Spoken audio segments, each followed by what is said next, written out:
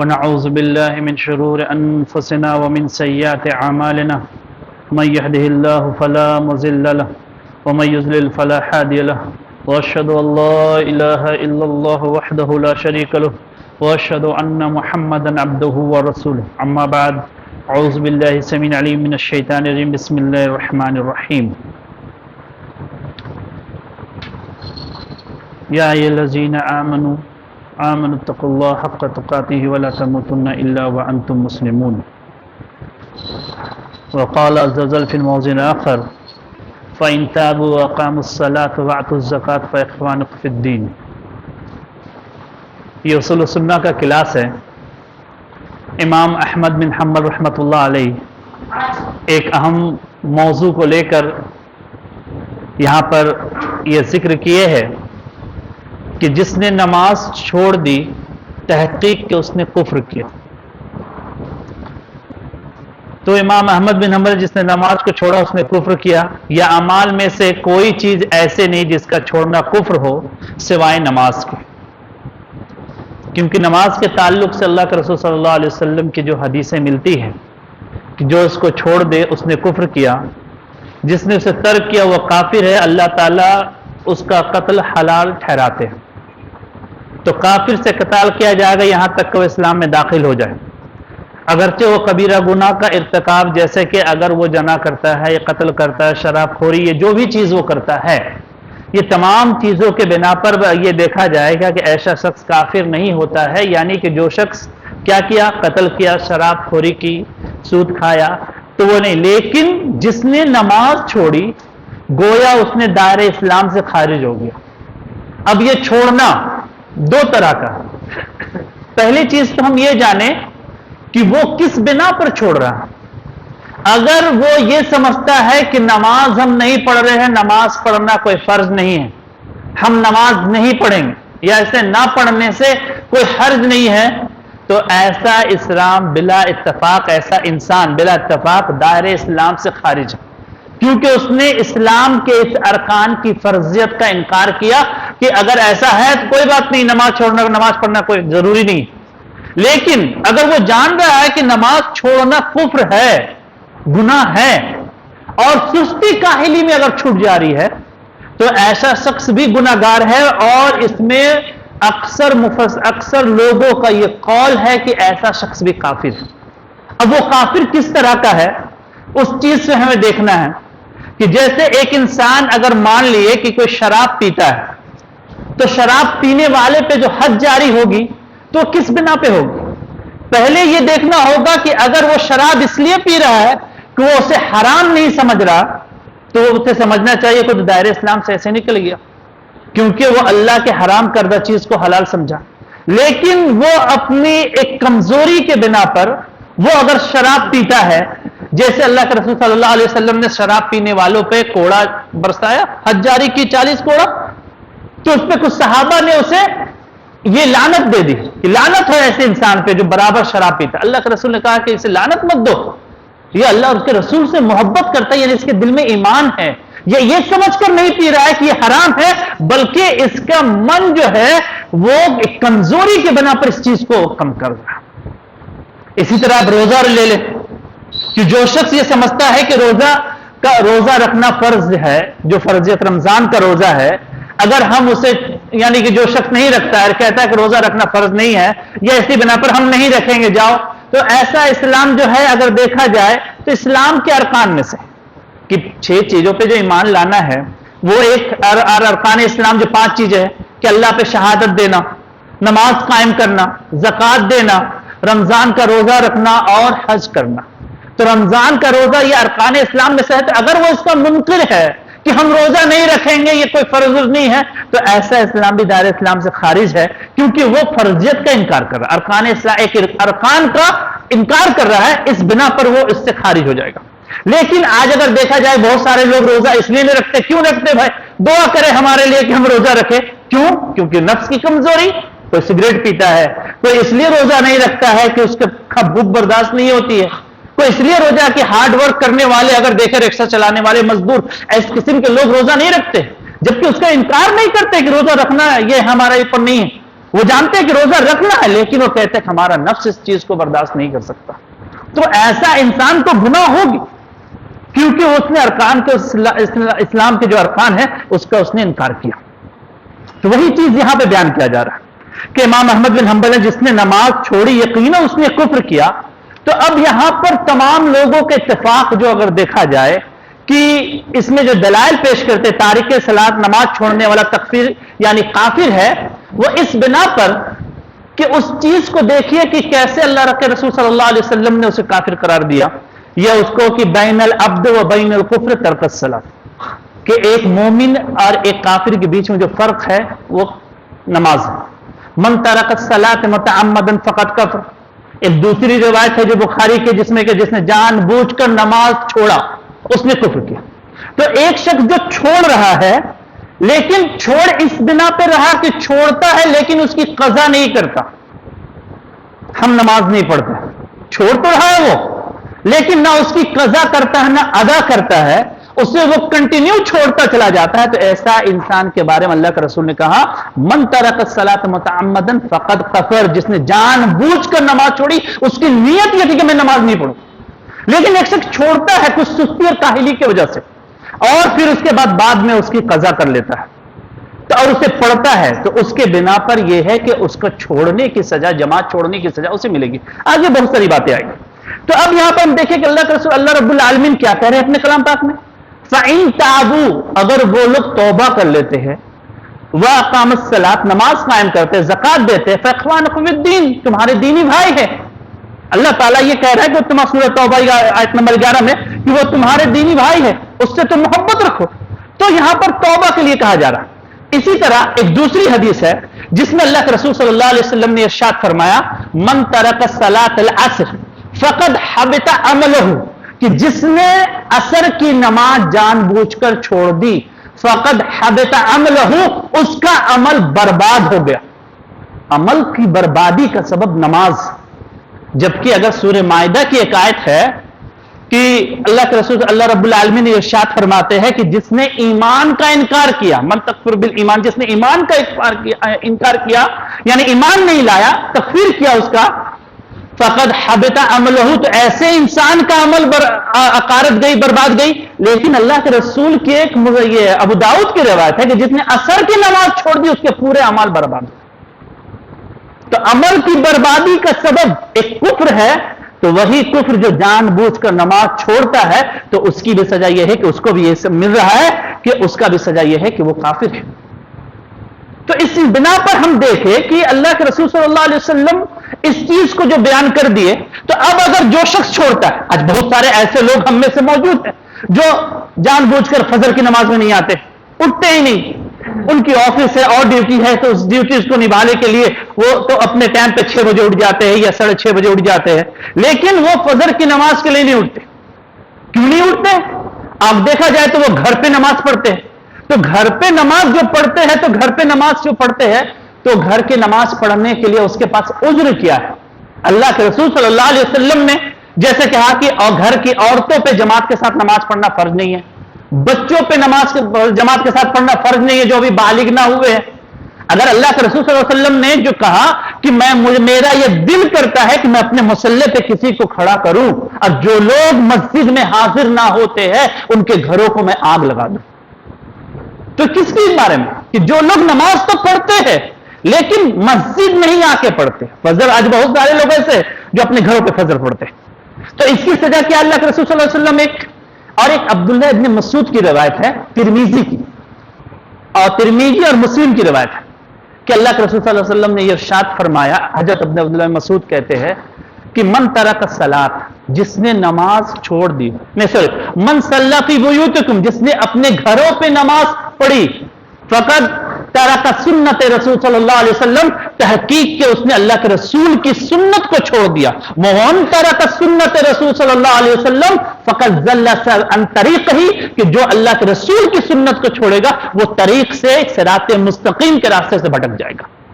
عبداللہ ابن مسعود کا یہ قول کہتے ہیں کہ جو نماز کو یعنی کہ پڑھتا تو ہے اپنے گھروں پہ، وہ رسول کی سنت کی مخالفت کرتا ہے. کیوں؟ اللہ کے رسول صلی اللہ علیہ وسلم آخری وقت میں کس طرح نماز پڑھے؟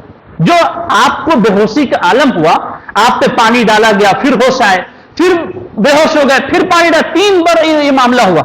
چوتھے بار جب پوچھا گیا اصل الناس، کیا لوگوں نے نماز پڑھ لی؟ لوگوں نے کہا کہ نہیں۔ اللہ کے رسول صلی اللہ علیہ وسلم 2 صحابی کے کاندھوں پہ ٹیک دے کر اور ان کے پاؤں جو ہے زمین پہ لگڑتے ہوئے جا رہی تھی مسجد کی طرف۔ کیا اگر مسجد میں جماعت کے ساتھ نماز پڑھنا فرض نہیں تھا تو کیا اللہ کے رسول صلی اللہ علیہ وسلم نماز کیوں نہیں پڑھتے؟ اگر یہی معاملہ ہوتا جو جنگ کی حالت میں اگر دیکھا جائے کہ ایک طرف یہ تیر چل رہی ہے کہ دشمن سامنے ہے، جان کا خطرہ ہے، اس حالت میں اللہ کے رسول صلی اللہ علیہ وسلم نے جماعت کے ساتھ نماز پڑھی ہے۔ اگر گھر پہ نماز پڑھنا ہوتا تو اللہ کے رسول یہ کہتے کہ ابھی تم جنگ لڑ لو، گھر جا کر ہم لوگ سب نمازیں ایک ساتھ پڑھیں گے۔ کیوں اللہ کے رسول نے جنگ کے میدان پہ نماز پڑھی؟ کہ یہ بتانے کے لیے فرضیت کہ اللہ رب العالمین یہ قرآن میں یہ فرما رہا ہے ان الصلاۃ کانت علی المؤمنین کتابا موقوتا، کہ تم پر جو نماز فرض کی گئی ہے وقت در وقت ہو گیا ہے، اسی وقت پڑھو جہاں پہ تم ہو۔ تو جنگ کی حالت میں بھی اللہ کے رسول نے نماز پڑھ کر یہ بتلایا کہ نماز کا وقت ہو جائے جماعت کے ساتھ تم نماز اسے ادا کرو۔ یہ مومن کی مثال۔ اور اس چیز کے اللہ کے رسول صلی اللہ علیہ وسلم نے ایک جلانے کا گھر حکم دیا۔ دوسرا یہ کہ عبداللہ ابن مسعود کا قول ہے کہ وہ اللہ کے رسول کی سنت کو چھوڑتا ہے تو صراط مستقیم کے راستے سے گمراہ ہو جاتا۔ اللہ کے رسول نے جنگ کی حالت میں نماز پڑھی۔ تو یہ تمام چیزیں یہ ہمیں بتلا رہی ہے کہ یہ چیزیں جو چھوڑتا ہے وہ در حقیقت جو نماز کو چھوڑتا ہے وہ اللہ کے رسول صلی اللہ علیہ وسلم کی سنت کو ترک کرتا ہے۔ اور ایسا شخص نماز تو گھر پہ پڑھتا ہے، ادا تو ہو جائے گی، لیکن جماعت چھوڑنے کا اسے گناہ ملے گا۔ کسی کی عادت ہے کہ ہر روز ہم عصر کے وقت اپنے گھر جاتے ہیں کھانا کھانے کے لیے، تو ہم کھانا کھا کے گھر پہ ہی عصر پڑھیں گے، اس کے بعد ہم مغرب کے ٹائم آئیں گے۔ تو ہر روز کا یہ عصر کا چھوڑنا، ایک معمول بنانا، اس کو چھوڑنے کا گناہ اس انسان کو ملے گا کیونکہ اس نے جماعت کو چھوڑا۔ تو اسی طرح سے ہم اپنے عمل کو دیکھ لیں کہ ہم جو عمل کر رہے ہیں وہ کیا ایسا عمل ہے کہ جیسے ایک حدیث کو امام احمد بن حنبل مصنف رحمۃ اللہ علیہ یہاں پر آتے ہیں کہ عبداللہ بن شقیق یہ تابعی، وہ کہتے ہیں کہ جس کے جانب امام احمد اپنے قول کو ذکر کرتے ہیں کہ وہ اشارہ فرماتے ہیں کہ اعمال کے چھوڑنے پہ کیوں کفر یعنی کہ کفر کا فتویٰ دیا گیا ہے سوائے نماز کے، یعنی صحابہ سوائے نماز کے کوئی ایسی چیز نہیں تھی جس کو چھوڑنے کا وہ کفر کا فتویٰ دیتے تھے۔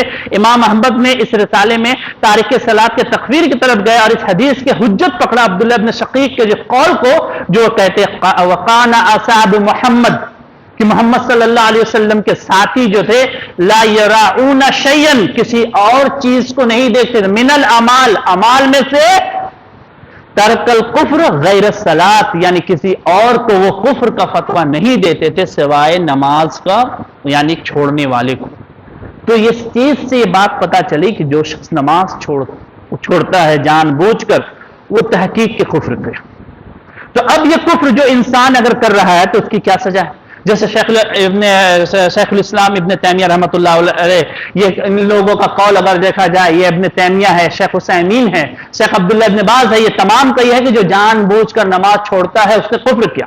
لیکن اگر دیکھا جائے تو شیخ البانی رحمۃ اللہ علیہ کہتے ہیں کہ جس نے نماز تو چھوڑ دی لیکن بعد میں ادا کر لیا تو وہ شخص کافر نہیں ہوگا، فاسق ضرور ہوگا۔ کیوں؟ کیونکہ اس نے نماز کی اہمیت کو، امپورٹنس کو نہیں سمجھا۔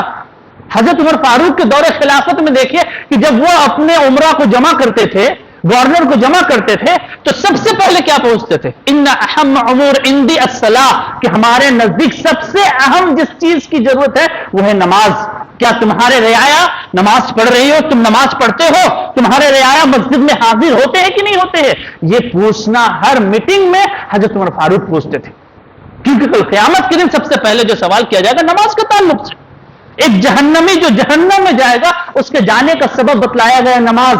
سورہ مدثر میں اللہ کے رسول صلی اللہ علیہ اللہ رب العالمین ارشاد فرماتے ہیں ما سلککم فی سقر، اللہ رب العالمین کہتے ہیں کہ جب جہنمیوں سے پوچھا جائے گا ما سلککم فی سقر، تمہیں جہنم میں کس چیز نے لے آئی؟ وہ کہیں گے قالوا لم نکن من المصلین، کہ ہم نماز نہیں پڑھتے تھے۔ تو جہنم میں جانے کا ایک سبب یہ بتلایا گیا کہ نماز جو لوگ نہیں پڑھتے ہیں اس کے تعلق سے جہنم میں جانے کا یہ سبب ہے کہ تم نماز جو نہیں پڑھ رہے ہو تو اس کا سبب سے تم جہنم میں بھی چلے جاؤ گے۔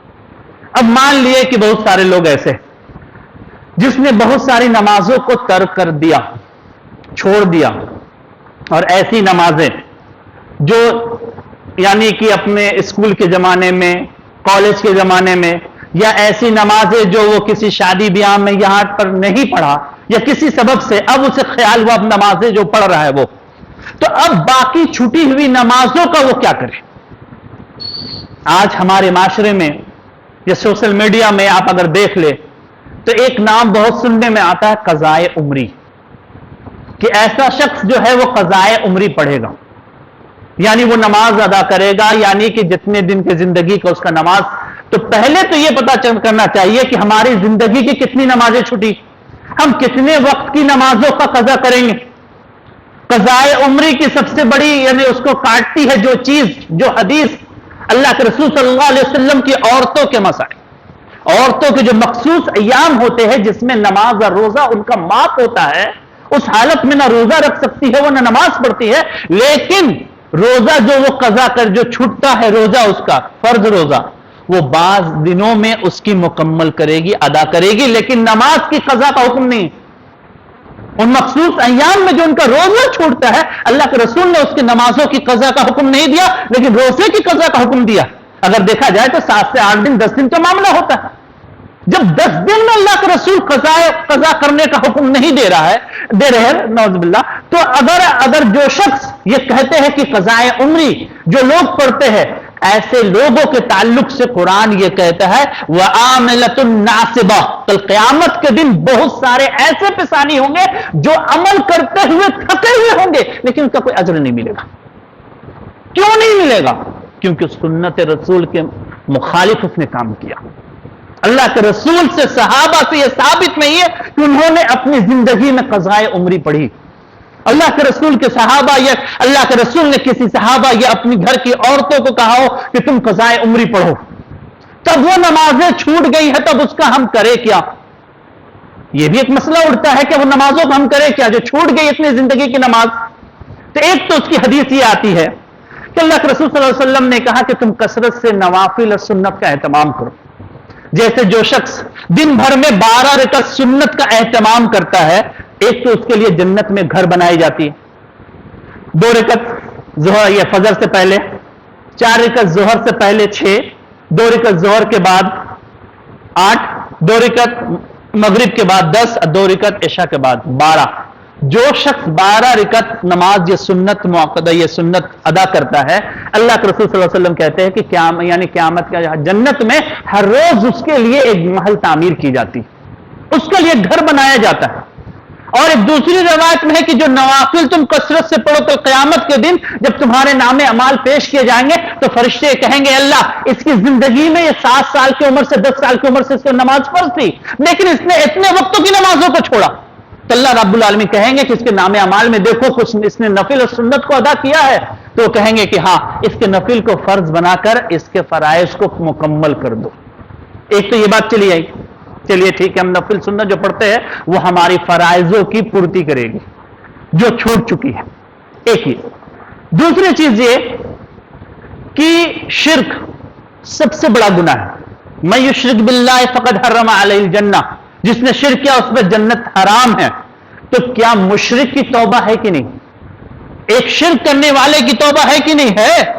اگر دیکھا جائے کہ ایک شخص بنی اسرائیل کا ایک شخص تھا جس نے 99 قتل کی، اس کے بعد 100 قتل کرنے کے بعد وہ توبہ کا ارادہ کیا، اللہ رب العالمین اس کے گناہوں کو بخشا کہ نہیں؟ معاف کیا نا. جب شرک جو سب سے بڑا گناہ ہے وہ توبہ سے معاف ہو سکتا ہے تو کیا نماز ہماری معاف نہیں ہوگی؟ ایک بدکار عورت جو ایک کتے کو پانی پلا دی صرف اپنے موزے سے نکال کر، اللہ رب العالمین نے اس بدکار عورت کی معافی کر دی. تو حدیثیں پڑھی ہوئی ہے کہ توبہ سے ہر گناہ معاف ہوگا آپ کا، جو بھی گناہ کیے ہیں سچے دل سے توبہ کے جو شرائط بتائے گئے کہ جو گناہ کیے ہیں اس میں شرمندگی ہو، پہلا شرط. دوسرا یہ کہ توبہ آپ کی قبول ہو. تیسرا یہ کہ دوبارہ اب اپنی زندگی میں ہم اس گناہ کی طرف نہیں لوٹیں گے تبھی توبہ قبول ہوگی. پھر انسانی بصریت کا تقاضا ہے کہ انسان پھر اس گناہ کو کر بیٹھتا ہے پھر سے توبہ کر لے، لیکن جس وقت وہ توبہ کر رہا ہے اس وقت پختہ ارادہ کرنا ہوگا کہ آج کے بعد یہ گناہ ہم نہیں کریں گے. اگر 2 مہینہ کے بعد یا 1 ہفتے کے بعد پھر سے اس سے گناہ ہو جائے تو پھر سے وہ توبہ کر سکتا ہے، لیکن شرط یہ ہے کہ اگر وہ پہلی توبہ کے وقت میں یہ ارادہ ہو چلو بعد میں پھر تو گناہ کریں گے، تو وہ توبہ قبول نہیں ہوگی. تو ہم یہاں پہ یہ اس چیز کو دیکھنا ہے کہ امام احمد بن حنبل نے جس چیز کو بیان کیا ہے تو توبہ سے اللہ کے رسول صلی اللہ علیہ وسلم نے فرمایا کہ جب شرک آپ کا معاف ہے, قتل معاف ہے, جادو کوئی کرتا ہے وہ سود کھانے والا اگر سچے دل سے توبہ کرتا ہے تو اللہ کے رسول صلی اللہ علیہ وسلم اس کے گناہ معاف ہو جاتے ہیں. تو پھر نماز اگر جو ہماری چھوٹ گئی جانے میں انجانے میں, اگر ہم سچے دل سے توبہ کریں گے تو اللہ رب العالمین ہماری زندگی کے پورے چھوٹے ہوئے نمازوں کا معافی تلافی اللہ رب العالمین کر دیں گے, اور پھر ان نمازوں کا ہمیں کبھی زندگی میں قضا نہیں کرنی ہوگی. تو قضائے عمری یہ صرف اپنے جسم کو تھکانا ہے, یہ سنت کے خلاف ہے. من عمل عملا لیس علیہ امرنا فہو رد, جس نے کوئی ایسا عمل کیا جس میں میری مہر, میری سنت کی مہر نہیں, وہ مردود ہے. تو کیا یہ اللہ کے رسول سے ثابت ہے کہ اللہ کے رسول نے ایسے نمازوں کی قضا کی؟ جب نہیں کی تو ہمیں اس سے نہیں. اب اس سے بات یہ ہوتی ہے کہ بہت سارے لوگ کہ جس کی ایک عادت سی بن جاتی ہے کہ الارم بھی لگائے ہوئے, ہر کچھ لگائے, لیکن ہم فجر میں نہیں اٹھ پاتے. ہم اس وقت اٹھتے ہیں کہ جس وقت دیکھتے ہیں کہ اب سورج نکلنے میں 10 منٹ باقی ہے, 5 منٹ باقی ہے, تو اب ہم کیا کریں؟ تو ایسے شخص کو چاہیے, کیونکہ جو فجر کی نماز کے تعلق سے ہے کہ جو شخص فجر کے وقت میں سویا رہتا ہے, شیطان اس کے کان پہ, اس کے منہ پہ پیشاب کر کر چلا جاتا ہے. یہ حدیث صحیح ہے جو اللہ کے رسول صلی اللہ علیہ وسلم نے فرمایا. یہ کس کے لیے ہے؟ جو الارم لگایا یا اس کو اٹھایا گیا, اٹھنے کے بعد پھر سو گیا, یا الارم بند کر کر پھر سو گیا, ایسے شخص کے لیے ہے کہ اس کے کان پہ شیطان پیشاب کر کر چلا جاتا ہے. کیونکہ اللہ کے رسول صلی اللہ علیہ وسلم نے فرمایا وہ جفت القلم, 3 لوگوں سے قلم جو ہے وہ اٹھا لی گئی, 3 لوگوں سے پوچھ نہیں ہوگی. اللہ کے رسول نے کہا, صحابہ نے پوچھا اللہ کے رسول کون کون لوگ ہیں جن سے پوچھ نہیں ہوگی؟ ایک النائم, ایک سویا ہوا, جب وہ بیدار ہوتا ہے, مان لیا کہ اب رات میں آئے سفر سے اب سوئے رہے, گھر پہ آپ کو نہیں اٹھایا گیا, یا آپ الارم نہیں بجے آپ نہیں اٹھے, اور ڈائریکٹ آپ کا عصر کے وقت میں نیند کھلتی یا ظہر کے وقت میں نیند کھلتا, آپ اسی وقت کھڑے ہو کر آپ جو بھی نمازیں آپ کی رہ گئی تھی فجر کی, ظہر کی, آپ پڑھیں گے, وہی آپ کا اول وقت ہوگا اور وہی اجر و ثواب آپ کو ملے گا, کیونکہ آپ سوئے ہوئے تھے. مرفوع قلم ہے, آپ سے قلم اٹھا لیا گیا, آپ سے پوچھ نہیں ہوگی. کیونکہ اللہ رب العالمین قرآن میں یہ کہہ رہا ہے اقیم الصلاۃ للذکر, نماز قائم کرو میرے ذکر کے لیے. ابھی آپ اٹھے, آپ کو یاد آیا کہ مجھے نماز میری رہ گئی ہے, آپ فوری فرصت پہ آپ نماز ادا کریں, وہی آپ کا اول وقت ہوگا, آپ کو اس کا اجر و ثواب پورا ملے گا. دوسرا وہ شخص المجنون کہ جو پاگل ہو گیا. اب پاگل کی عمر مان لیا کہ کوئی 12 سال 15 سال یا 20 سال 25 سال میں پاگل ہوا, اور 60 سال تک وہ پاگل رہا, 30 سال سے 30 سال تک پاگل رہا, تو 30 سال وہ جو بھی گناہ کرے گا پاگل پنتی میں اس کا کوئی حساب نہیں ہوگا, کیونکہ اس کی عقل صحیح نہیں تھی. الطفل, تیسرا ہے بچہ, جب تک کہ وہ بالغ نہ ہو جائے, یعنی 7 سال سے کم عمر کے جو بچے اگر اس سے کوئی گناہ ہو جائے تو اس سے پوچھ نہیں ہوگی, اس کا کوئی حساب نہیں ہوگا. تو یہ 3 شخص ہے جس سے قلم اٹھا لی گئی ہے, ان کے تعلق سے نہیں پوچھا جائے گا. تو ہمیں یہ سمجھنا چاہیے کہ اگر ہم سو جاتے ہیں, آنکھ نہیں کھلتی ہے, جس وقت کھلتے ادا کرتے ہیں تو وہ ادا میں گنتی ہوگا, قضا نہیں. ہاں اب نمازیں مان لیے کہ ہم ظہر کی نماز چھوٹ گئے ہمارے کسی وجہ سے, اب عصر کی اذان سے پہلے اگر ہم پڑھ لیتے ہیں تو وہ ادا میں گنتی ہوگی. عصر کی اذان ہو گئی تو وہ نماز قضا میں گنتی ہوگی. قضا کب ہوتی ہے؟ جب دوسرے وقت کا اذان ہو گیا ہوتا ہے. تو اگر ہم دوسرے وقت کے اذان ہونے سے پہلے اگر ہم نماز پڑھتے ہیں تو وہ نماز ہماری ادا میں گنتی ہوگی, قضا میں نہیں. اگر نماز کے بعد ہم اذان کے بعد ہم نماز پڑھتے ہیں تو وہ قضا میں گنتی ہوگی. تو یہ نماز کے تعلق سے امام احمد بن حنبل نے جو یہاں پر ذکر کیا, ان تمام باریکیوں کو بیان کیا اور بتلایا کہ یہ چیز جو ہے وہ دائرے اسلام سے خارج کرنے والی ہے.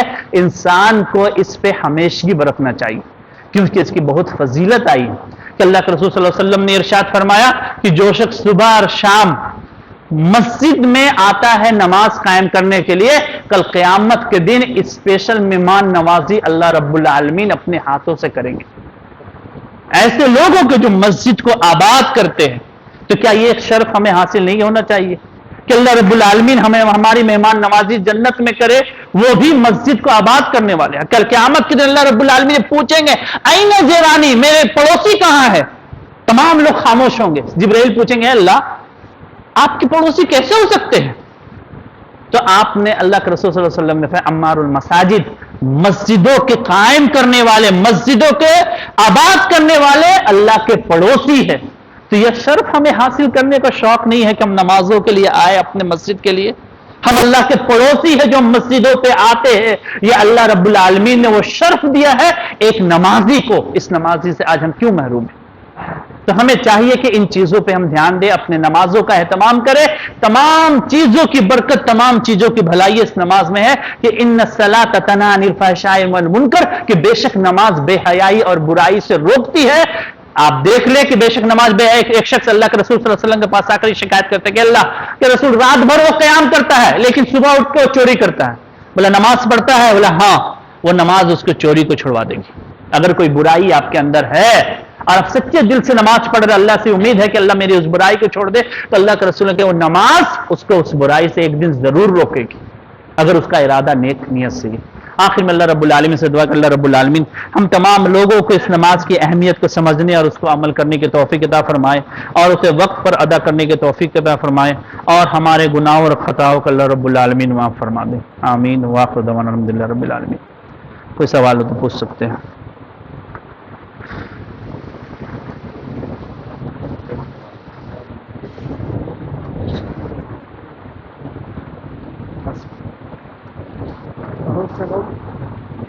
دیکھا گیا مولانا بولے ایسا کر کر پاگل ہو کو دیکھا گیا۔ تو وہ نشہ کر رہے ہیں، تو وہ نشہ کر رہے ہیں، تو اگر وہ نشہ ایسے کیے 1 سال مان لیجیے 1 سال کیا پاگل ہو، پاگل رہا 10 سال 15 سال۔ وعلیکم السلام ورحمۃ اللہ۔ ہاں بولیے۔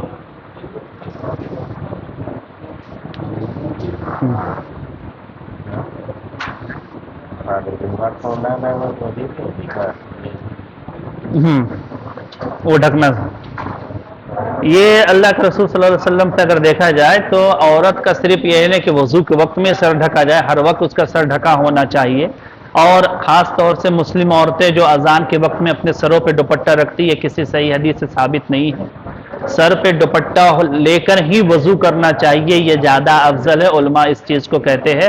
اور مرد کے لیے جو زیر ناف سے لے کر یہ گھٹنے تک یہ ان کا سطر ہے، اس کو ڈھکا ہونا چاہیے۔ عورت کے جسم میں تو پورا کپڑا ہونا چاہیے، کپڑے کے ساتھ ساتھ اس کے سر پہ دوپٹہ ہونی چاہیے، تب وہ وضو کرے تو وہ اس کی وضو صحیح ہوگی۔ سر کھلا ہوا میں وضو صحیح نہیں ہوگی۔ یہ عورتیں جو آج کل اس طرح کا رواج کہ کچھ بھی پہنے ہوئے کر لے، اس طرح کا صحیح نہیں ہے، کیونکہ اللہ کے رسول صلی اللہ علیہ وسلم علماء کہتے ہیں کہ یہ چیز ثابت نہیں ہے، کیونکہ سر کا ڈھکنا یہ ایک پردے کا اہتمام ہے، تو جب وضو کر رہے ہیں تو اسے پوری طرح سے ڈھک کر وضو کرنا چاہیے۔ جی ہاں، وہ اگر وضو کر رہا ہے، کیونکہ وہ اگر وضو کر رہا ہے تو وہ باتھ روم کے اندر میں ہے، جیسے اگر دیکھا جائے کہ موسیٰ علیہ السلام کے تعلق سے امام بخاری نے ایک باب باندھا ہے کہ برہنہ غسل انسان کر سکتا ہے، جس طرح کہ موسیٰ علیہ السلام کر رہے تھے، اس کے پورے کپڑے کو لے کر جو پتھر جو قوم کے پاس چلے جاتے پتھر، تو موسیٰ علیہ السلام اس پتھر کو جو مارتے ہیں، تو امام بخاری نے اس حدیث سے یہ ثابت کیا ہے کہ انسان برہنہ ہو کر غسل کر سکتا ہے، اسے کوئی حرج نہیں ہے، اور اس غسل کے دوران اگر وہ وضو کرتا ہے اور اس کا ہاتھ اگر اس کے شرمگاہ پہ ٹچ نہیں ہوتا ہے تو وہ انسان اس وضو سے نماز ادا کر سکتا ہے، اس کی نماز ہو جائے گی، اس میں کوئی حرج نہیں، یہ ثابت ہے۔ لیکن ایک یہ ہے کہ اپنا پردے کا کہ باہر میں اگر کر رہے ہیں تو پردے کا اہتمام ہو، اچھے سے ہو، اس میں کوئی حرج نہیں۔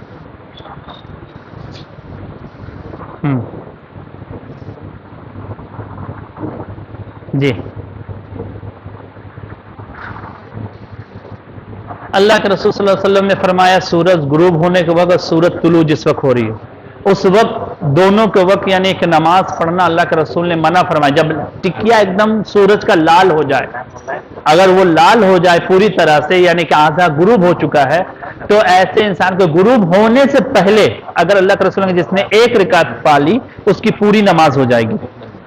تو ہم یہاں پر دیکھتے ہیں کہ اگر وہ یعنی کہ غروب ابھی ہونا شروع ہوا، اگر کوئی اس وقت نیت باندھ کے ایک رکعت پڑھ لیتا ہے تو اس کی نماز وہ ہو جائے گی، لیکن ایک عادت نہ بنائے کہ جب سورج غروب ہونے لگے یا نکل رہا تو اس وقت، کیونکہ اللہ کے رسول نے فرمایا کہ جس وقت سورج غروب ہوتا نکلتا ہے وہ شیطان کے دو سینگوں کے درمیان سے نکلتا ہے، تو تم اس وقت عبادت کرنے سے بچو، کیونکہ شیطان یہ خوش ہوتا ہے لوگوں کی عبادت کر کے دیکھتے ہوئے کہ وہ میری عبادت کر رہے ہیں، اس لیے اللہ کے رسول نے اس وقت نماز پڑھنے سے منع فرمایا۔ لیکن کسی کے اثر کی نماز رہ گئی ہے اور وہ دیکھ رہا ہے کہ اب ڈوب رہا ہے تو وہ نماز پڑھ سکتا ہے، علماء کہتے ہیں کہ وہ اس میں شامل نہیں ہوگا، کیونکہ اس کا ارادہ یہ نہیں ہے، اس کی اپنی نماز کو قضا ہونے سے بچانے کے لیے ایسا کر سکتا ہے۔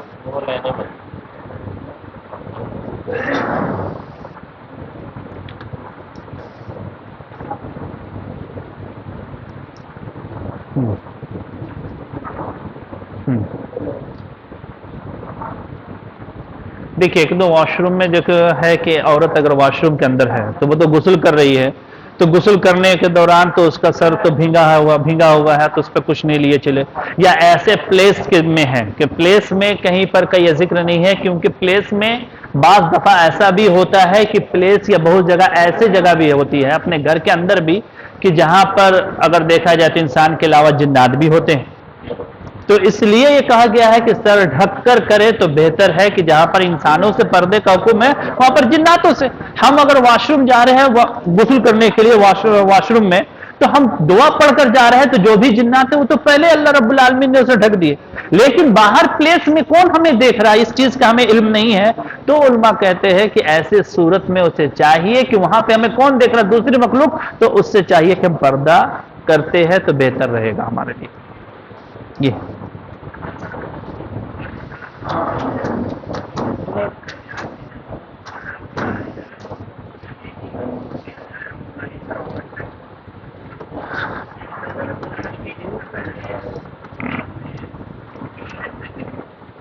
افضل ہے تو اول وقت کب ہوتی ہے کہ اول وقت جب ہو جائے تو اپنے شہر کے حساب سے ہم دیکھ لیں کہ مان لیے کہ 3:14 میں ابھی مان لیے کہ 3:40 میں آپ کا عصر کا وقت ہو رہا ہے، تو 1 سے 2 منٹ اگر رک جائے کہ اذان ہونے کا دیکھ، کیونکہ اذان ہونے کے بعد یہ ادا کرنا، لیکن ہاں کوئی اگر انسان سفر میں جا رہا ہو، اول وقت میں وہ ہے کہ جب اذان ہو جائے تو وہ اس کے اول وقت، کیونکہ 5 سے 7 منٹ کے بعد وہ اذان ہو جاتی، تو بہتر ہے کہ اذان کے بعد ہم پڑھیں۔ اگر کہیں سفر میں جانا ہو جو 10 منٹ میں لیٹ ہو جائے تو وہ اول وقت ہونے کے ساتھ ہی وہ پڑھ سکتے، اذان کی وہاں ضرورت نہیں، لیکن ہر روز کا یہ معمول نہ ہو، اذان ہونے کے فوراً بعد پڑھے تو سب سے بہتر نماز عورت کی وہ ہے جو اذان ہونے کے بعد وہ ادا کرے۔ یہ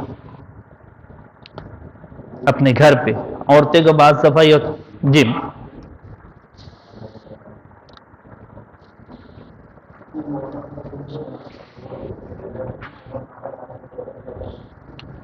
یہ مرد عورت دونوں کے لیے کہ اللہ کے رسول سے پوچھا گیا ای الاعمال افضل یا رسول اللہ، سب سے افضل اعمال کون سا ہے؟ آپ نے فرمایا الصلاۃ علی وقتها، کہ نماز کو اس کے وقت پہ، الصلاۃ علی اول وقتها، کہ نماز کو اس کے اول وقت میں پڑھنا اللہ کو سب سے محبوب عمل، سب سے پیارا عمل یہ ہے جو نماز کو وقت پہ، تو مرد ہو یا عورت دونوں کے لیے ضروری ہے کہ اول وقت میں نماز ادا کرے، جو ہمارے سماج میں جو ابھی وقت ابھی مقرر ہے اس حساب سے اول وقت میں دیکھ لے، تو دونوں کے لیے ہے۔ گھر پہ عورتیں کا یہ معمول ہوتا ہے کہ عصر کے وقت ہونے لگتی ہے تب وہ ظہر پڑتی ہے، جب مغرب کا وقت قریب آتا ہے تو عصر پڑتی ہے گھر کے کام کاج میں، تو یہ اللہ رب العالمین نے جہاں پر مردوں کو حکم دیا ہے تو عورتوں کو بھی حکم دیا، آپ مسجد نہیں آ رہی تو گھر پہ پہلے نماز ادا کرے، بعد میں آپ کے گھر کے کام کو کرے۔ یہ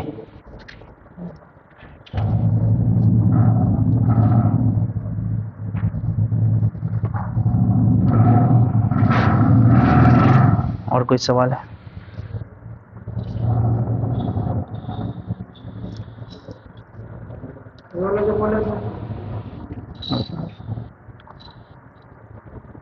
ٹھیک، ہاں ہاں وعلیکم السلام، ٹھیک ہے لیکن جی